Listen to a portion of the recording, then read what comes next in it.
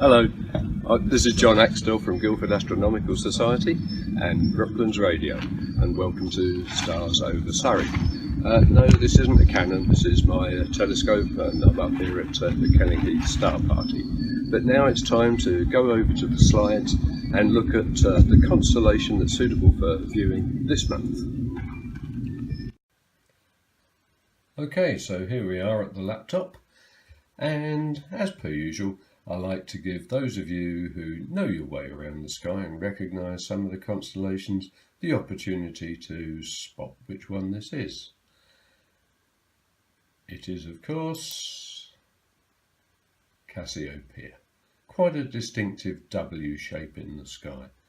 Although I have heard that McDonald's are trying to turn it the other way up and pretend it's the two hoops. Well, there you go. Okay, so let's have a little look at Cassiopeia. Without the lines in the sky, you can still see those 5 bright stars that constitute the W. Let's have a look at it in terms of the mythology. Again, taken from our Out into Space card book from my childhood days. There it is. It's meant to represent the Queen Cassiopeia.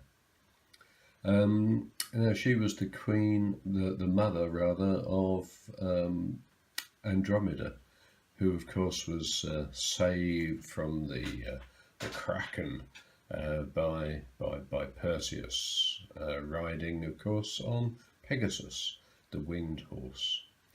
Cepheus is also a constellation in the sky nearby, so they've done the whole family proud, putting all of them up there into our night sky. So where do we find it in the night sky? Well, here we are. This is October's sky. I would just wish it was as clear as this, of course, with the Milky Way that clear. But you can see it just up here. There we are. So almost overhead, if you go out and look up, as I say, almost overhead, I'm sure you'll find your way to it quite quickly.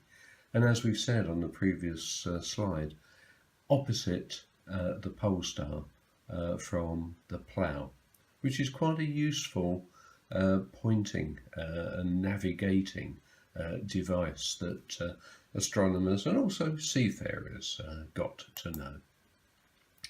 Let's see what we've got in it. So here's a star map. I've just added in the W shape again, just to make it a little bit more clear. And there are a couple of good Messier objects within Cassiopeia. So M52 and M103. M52, as you can see, up above Alpha and Beta, about the same distance away, and M103 right next to Gamma in the centre there. Both of those are good open clusters of stars, but they are of course set against the backdrop of the Milky Way. But they should be quite visible if you were to look for them through something like a good power binocular. Will show you those, let alone a telescope. But it's not just Messier objects. We've also got a couple more on the Caldwell catalogue. Caldwell is of course Patrick Caldwell Moore.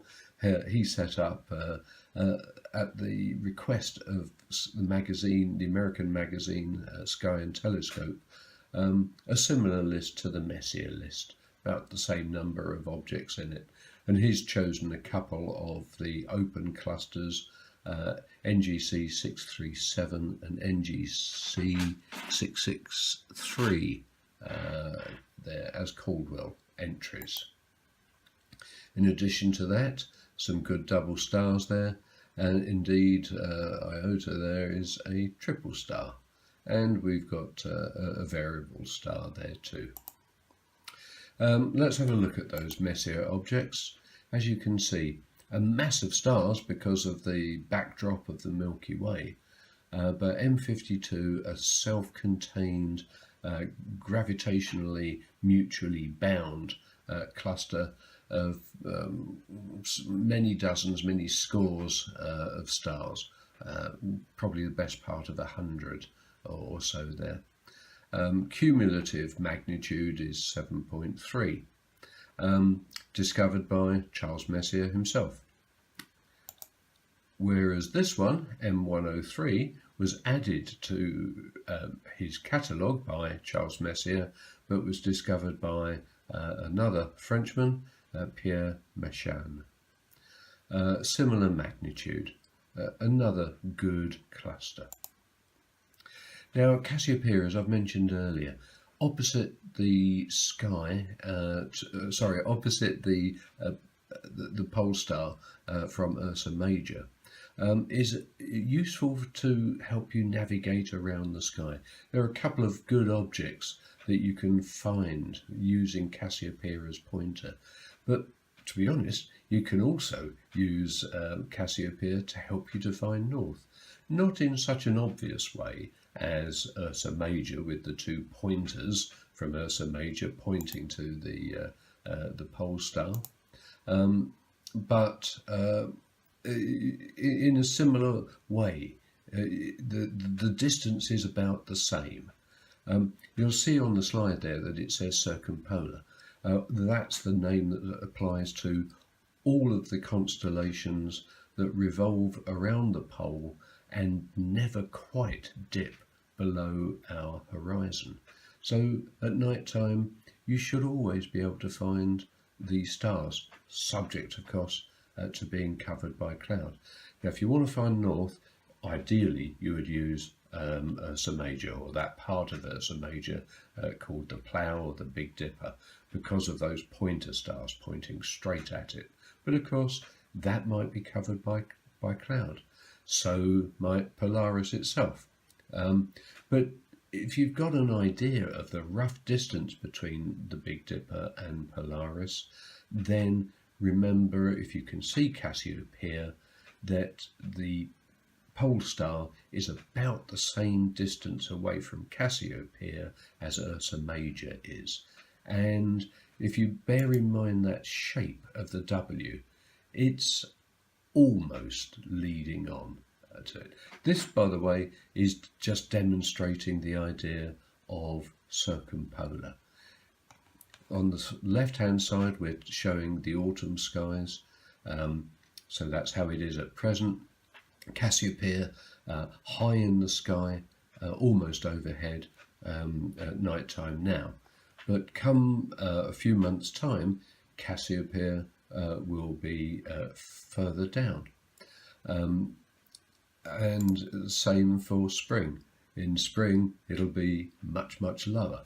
And then going on to summer, t'other side of the sky. But as you can see, never dipping below the horizon, always visible.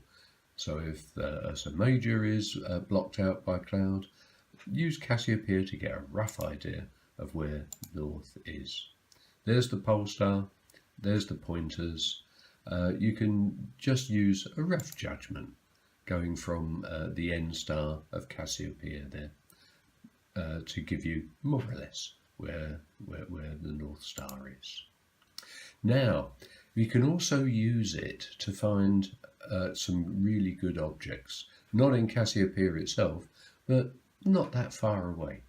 So here is Cassiopeia together with the two of the constellations we've mentioned already, Andromeda, the maiden who was rescued by Perseus, and then Perseus himself. Now, one of the most famous deep sky objects is known as M31, Messier's 31st object in his catalogue, previously known as the Great Nebula in Andromeda. But it's not a nebula, it's a galaxy, part of our local group of galaxies, so mutually bound by gravity with our own Milky Way. In fact, they're rushing towards each other. and in 5 billion years or so, they will meet, they will pass through each other. But that's a long, long time away, no need for us to worry. So to find, to help point you towards the Andromeda galaxy, which can be seen naked eye if you've got good eyesight and know exactly where to look, and it's a good, dark, clear sky, but certainly in binoculars. Take the central star of Cassiopeia, take the next one to it, and use those as the start of a slightly curving line that will take you down like that to Andromeda. Slight curve. You can check the position. Here is Pegasus, and find this star, bright star in Andromeda, 2 stars up and just off, and that's where it is. Now in the same way, you can use the center star and the one next to it, but in this case the next one, as pointers to a splendid object which is just inside the borders of the Perseus constellation, and we call that the double cluster, which is just about there. So here, take those stars, straighter line this time, and take you halfway between Perseus and Cassiopeia, and a fabulous cluster, a pair of clusters alongside each other, that in binoculars you can fit the two into the same field of view. A splendid object. So Cassiopeia, a useful constellation to help you find your way around the night sky. And in the past I've shown you some pictures taken by a friend of mine, really good imager, John Evans.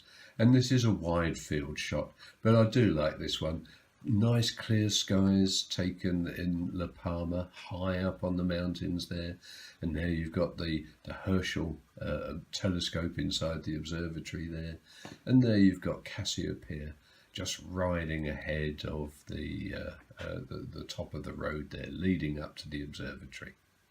Okay, so there you have it, my constellation of the month for October, Cassiopeia.